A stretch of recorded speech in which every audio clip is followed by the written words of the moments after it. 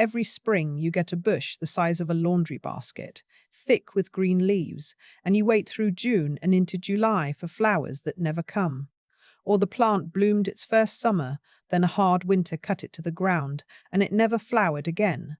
You bought the one everybody said was easy. But there is a category of hydrangea where none of that can happen, where a bad winter, a late frost, and a wrong prune all cost you nothing, and it blooms the same summer, no matter what you do to it. Let me be honest about the title before we go further, because I would rather you trust me than click. The only hydrangea that blooms no matter what is really one category, with two species in it. Both share the same trick, and once you see how the trick works, every hydrangea failure you have ever had makes sense. The trick is timing. A big leaf hydrangea. Hydrangea macrophylla, the round blue and pink mophead everybody pictures, builds next year's flower buds on this year's stems, in late summer, months ahead of when they open. Oakleaf hydrangea does the same. Those buds sit on the stem all winter, exposed, waiting. A cold snap below what they can take, a late frost after they start to swell, or a pair of pruners in your hand at the wrong moment, and the entire coming season is deleted. The plant lives. The leaves come back. There are no flowers, because the flowers were sitting on the wood you lost. Panicle hydrangea, paniculata, panicu, later, and smooth hydrangea, arborescens, arbor, ens, do it the other way around. They build their flower buds fresh every spring, on brand new stems that push from the base and from last year's framework. There is nothing to protect over winter because the buds do not exist yet. If every branch dies to the ground in January, the roots send up new stems in April, and those stems carry flowers by July. That is the difference between years of leaves and a shrub that has never missed a summer since the day it went in. The pruning follows from that. With a big leaf, you agonize. With these two, you cut hard in late winter or early spring and it costs you nothing. The standard advice, and the one I follow in my own borders, is to take each stem back by about 1/3, making the cut just above a pair of fat buds. On smooth hydrangeas, you can go harder still, down to a foot or two from the ground, and the plant answers with fewer, bigger heads. There is no wrong month between the leaves dropping and the buds breaking. Cut in February, cut in March, cut in early April as the buds swell. It does not care. Now for the confession, because I did not learn this from a book. For a stretch of about 6 years in my 30s, I babysat a row of big leaf hydrangeas along the north side of a client's garage like they were newborns. Every November I wrapped them in burlap and stuffed the wraps with oak leaves. Every August I stood over them with pruners in my hand and did not dare touch a stem because I could not tell which growth held next year's buds. Some years I got flowers. Some years I got a hedge of green cabbages and a client asking what I had done wrong. In the 7th year, I pulled 2 of them, planted a pair of Panicle hydrangeas in the same spot, and stopped losing sleep. Within a decade, almost every hydrangea I specified in a border was a new wood type, and the number of hydrangea complaints I fielded dropped to nearly 0. So let me introduce the two properly, starting with the American one, because its story begins on horseback. Hydrangea arborescens is a native shrub of moist woods and stream banks across the eastern United States, from New York down to Florida and west as far as Oklahoma. If you walk past the wild form on a shady trail, you would not stop. It carries flat, loose, lacy heads, made up mostly of tiny fertile flowers, with just a few white, sterile florets scattered around the rim. Pretty in a modest way. Nothing that would make you dig it up. In 1910, Harriet Kirkpatrick did dig one up. She was out riding through the woods of Union County in the far south of Illinois, part of what is now Shawnee National Forest country, and she spotted a wild, smooth hydrangea that had gone wrong in the best possible way. Instead of the loose, lacy heads, this one carried big, rounded snowball heads packed with those white, sterile florets. Together with her sister-in-law Amy, she went back, dug it, and planted it in her yard on Chestnut Street in the little town of Anna, Illinois. The Kirkpatricks were the family behind Anna Pottery, the makers of those famous pig-shaped flasks and snake jugs that collectors fight over now, so the household had an eye for an unusual thing. The neighbors wanted a piece of it. Smooth hydrangea transplants easily and creeps slowly sideways from underground stems, so divisions passed from yard to yard around Anna and on to nearby towns. And for roughly 50 years, the plant lived on without a name. Harriet did try. She wrote to the Burpee Seed Company to see whether they wanted to introduce it, and they passed because a big-headed smooth hydrangea called Snowhill had just been released in 1906, and they saw no need for a second one. So the Amma plant stayed a local pass-along. By the mid-1930s, it had reached the campus town of Urbana in the middle of the state, still nameless. It took a horticulturist with a stubborn streak to finish the story. Around 1960, Joseph McDaniel of the University of Illinois saw the plant growing in Urbana, recognized that it was better than Snowhill, and traced it back door to door until the trail ended in Anna. He collected material, propagated it, and released it to the trade in 1962 under a name that honored both the town and the women who found it. Anna plus the Kirkpatrick bells. Annabelle. In his own report from that year, he called it the best form of the species yet found, and 60 years of gardeners have not argued with him. This is what you get when you plant one. Annabelle makes a rounded shrub roughly 3 to 5 feet tall and about as wide, with soft, matte, heart-shaped leaves in a fresh medium green. The flower heads open in June as pale green domes, swell into pure white globes 8 to 12 inches across, sometimes larger on a hard-pruned plant, and hold that white through July before fading back toward green, and finally a parchment tan that stands all winter if you leave it. Some years it throws a light second flush in September. It tolerates a wide range of soils, prefers part shade, and will take full sun if you keep the moisture up. Hardy from Zone 3 all the way to Zone 8, it grows happily into the cool parts of Zone 9 as well. My own oldest Annabelle sits under the dappled edge of a black walnut, a tree that kills half the shrubs you could name, and it has not missed a June in 22 years. There is one famous flaw, and I will not pretend it away. Those heads are heavy, the stems are thin, and the first heavy rain in late June lays them flat on the ground like a dropped tablecloth. Old-timers ran a ring of twine or a low hoop around theirs in May. I did that for years too, and I got tired of it. The breeders got tired of it as well.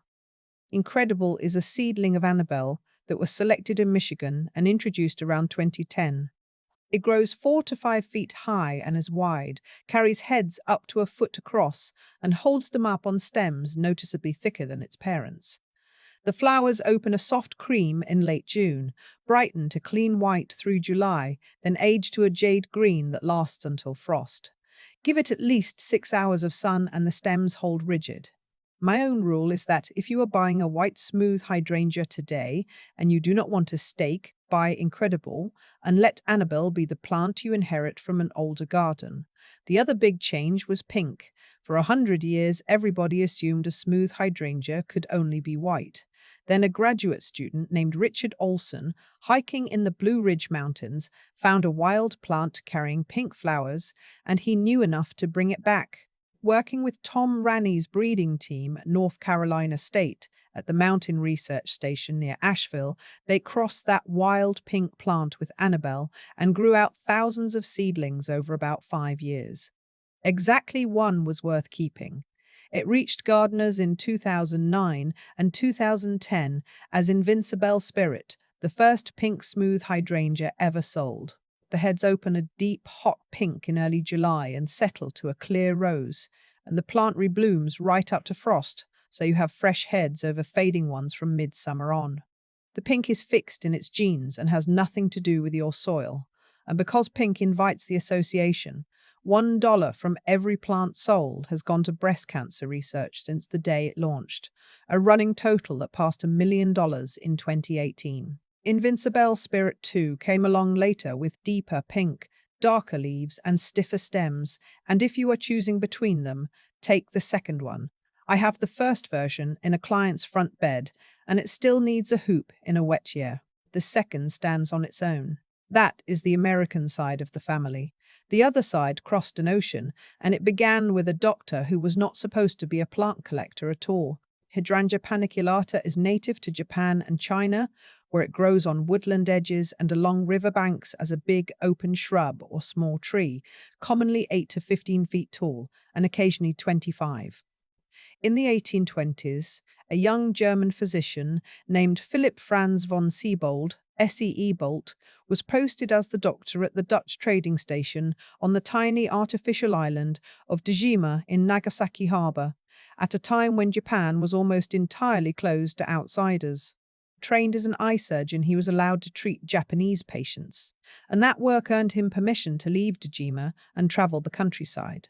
What he brought back was plants. He formally described Hydrangea paniculata in 1829, and it was through his collections that Japanese hydrangeas began arriving in Europe. The garden form that changed everything came a generation later.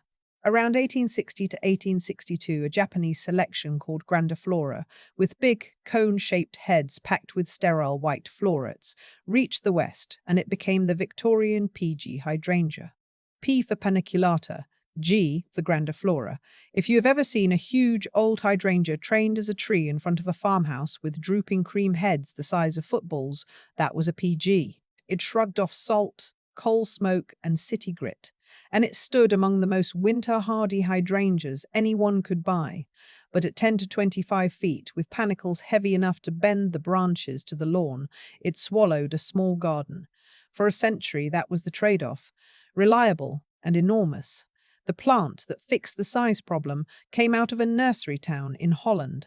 In Boskoop, the old centre of Dutch shrub growing, a nurseryman named Peter Zwijnenberg, ZVY Nenberg, worked through paniculata seedlings in the late 1980s, and by 1990 he had one worth showing off.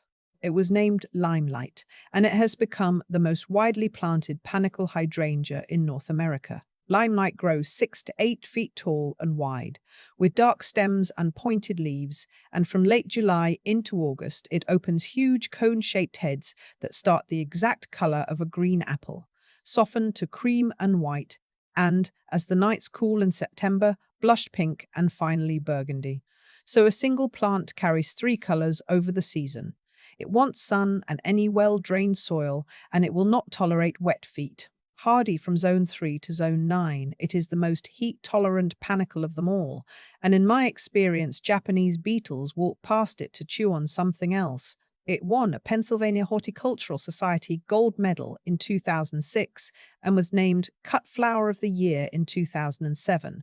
And if you've ever bought a bunch of green hydrangeas at a florist in August, you were probably holding Limelight. I have 3 of them screening a compost yard, and every September a neighbor asks what they are.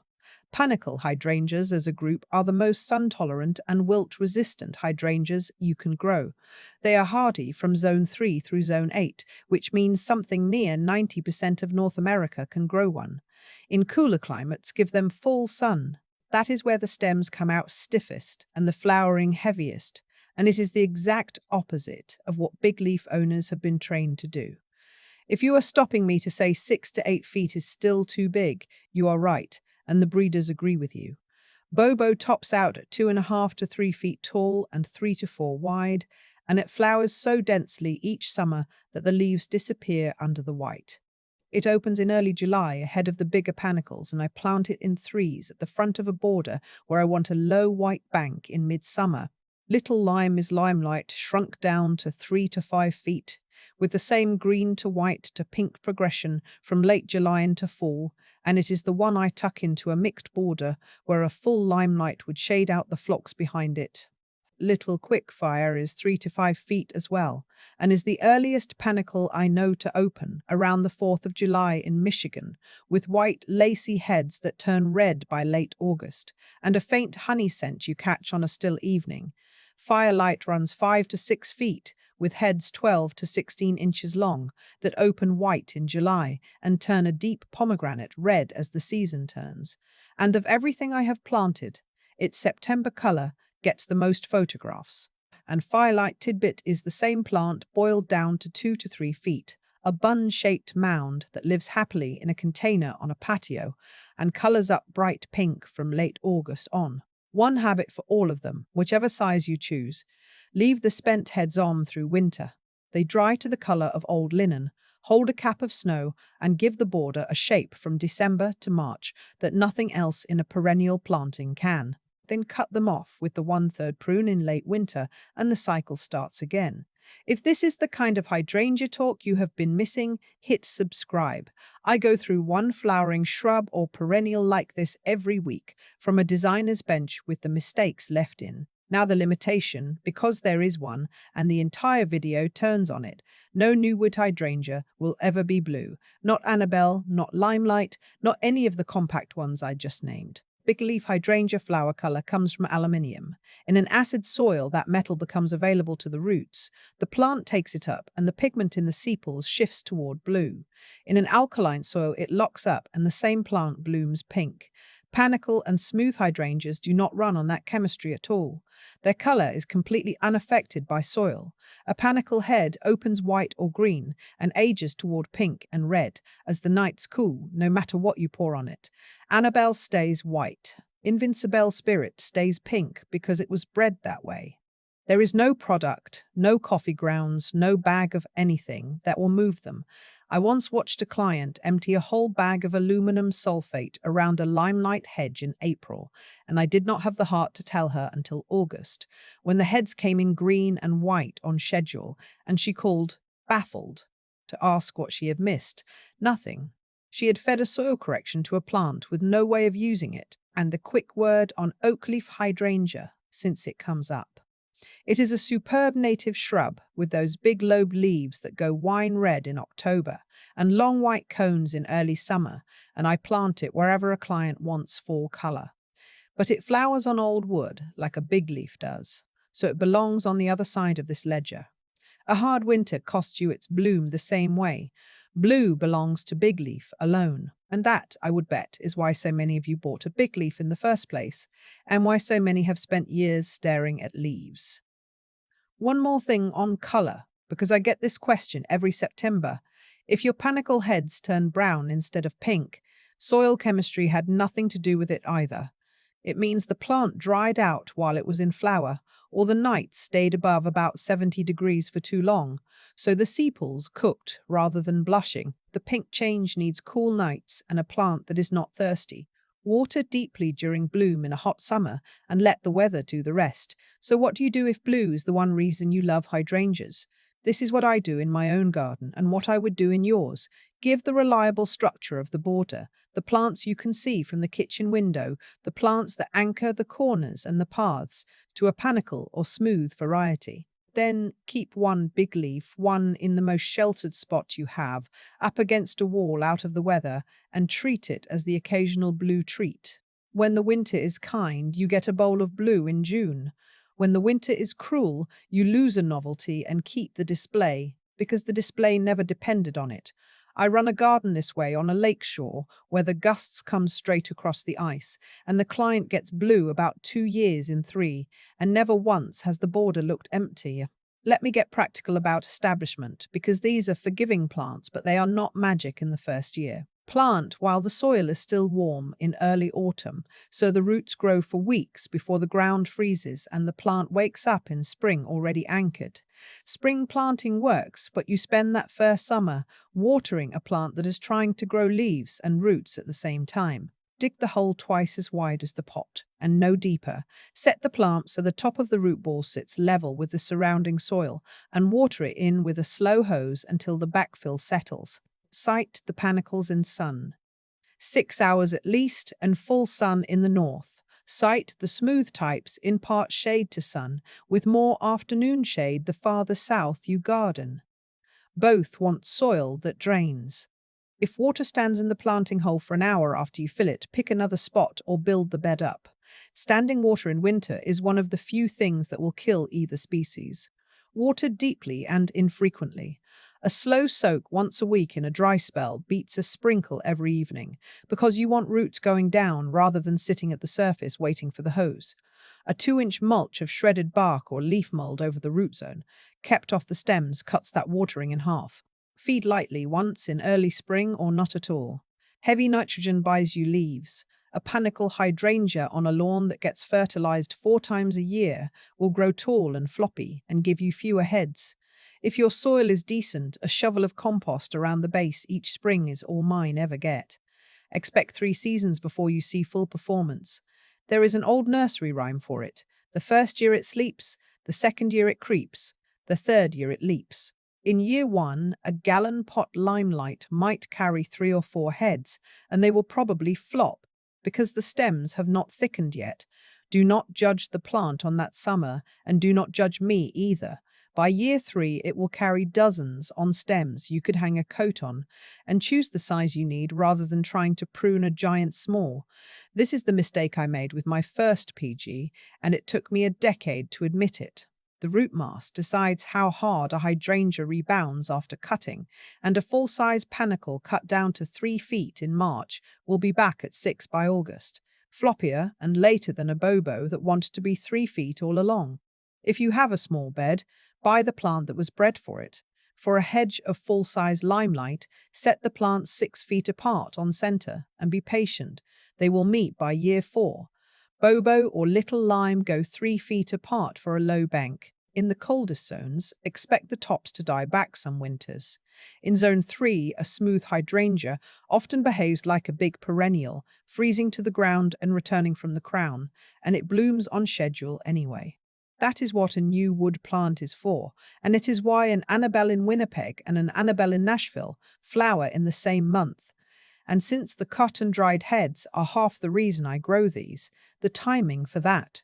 Cut panicle heads for drying in September once the sepals feel papery between your fingers and the color has turned. Strip the leaves, stand the stems in a jar with an inch of water, and let the water evaporate on its own. The heads keep their color for a year on a mantle. Annabelle dries best cut in August once the white has gone to green. One pruning rule covered. The Flower Gardener's Bible on that book cover has 38 plants and a month-by-month calendar, $9 at bloomrelay.co. Before we finish, the ledger goes on the table, plainly, so you can walk into a nursery and choose without me what a panicle or smooth hydrangea will give you. Bloom every single year in any zone from 3 to 8 with no watching the forecast. Pruning you cannot get wrong, as long as you do it between leaf drop and bud break. Cut flowers in summer and dried heads that hold their shape on a mantle through the winter. And decades of life. My oldest panicle went into a client's border in the early 1990s, and it is still there, still blooming, having outlived 2 owners of the house. What they will not give you. Blue, ever, under any treatment. The soft, round June moped look of a big leaf, because a panicle head is a cone and a smooth head is a globe that comes later. And an Annabelle that stands up in the rain without a hoop, unless you plant Incredible or one of the other improved selections instead. That is the honest trade. For the price of blue and one particular June silhouette, you get a shrub that has not once let me down in 30 years, in gardens from the lakeshore to a windy hilltop, and that has never once made a client call me in July asking where the flowers went. Everything I did wrong for those 6 years, the burlap, the oak leaves, the August pruners frozen in my hand, was an attempt to fix a plant that was doing exactly what a big leaf does. The fix was choosing a different species once and letting it do what it does. So if you are standing over a bush of leaves this summer, do not reach for the burlap. Reach for a shovel, and next autumn, while the ground still holds the warmth of September, put a panicle or a smooth hydrangea in that hole and let it start sleeping. It will creep the year after. And the year after that, it will not be a bush you are hoping about. It will be the one plant in your garden you never have to think about again.